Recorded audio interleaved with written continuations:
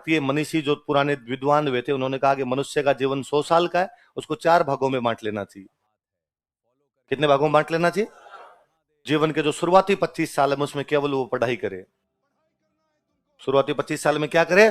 पढ़ाई करे, फेसबुक और इंस्टाग्राम ना चलाए, ऐसा उन्होंने बहुत साल पहले कहा था। इस दौरान केवल पढ़ाई पढ़ाई और पढ़ाई करे, और जब इस दौरान वो पढ़ाई कर ले, और कहा कि घर से अलग रहे, रूम लेके रहे, है ना, हॉस्टल के अंदर रहे, रूम लेके रहे, घर पे रहना नहीं है उसको। और जो 25 साल का हो जाएगा, पढ़ाई कर लेगा, अच्छी पढ़ाई करेगा तो नौकरी लग जाएगा अपने आप ही। नौकरी लगेगा तब वो गृहस्थ आश्रम में प्रवेश करे। कौन से आश्रम में? नौकरी लगी हुई होगी तो ब्याह हो जाएगा, तो फिर अगले 25 से लेके 50 साल तक वो गृहस्थ आश्रम का पालन करे, वो शादी करे, वो नौकरी लगे, वो पैसे कमाए, खूब सारे पैसे कमाए, उसके पुत्र हो, उसके संतान हो।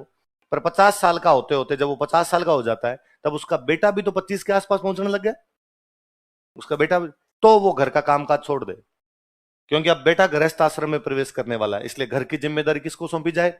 बेटे को। अब वो क्या करे? तो समाज के काम करे। किसके काम करे?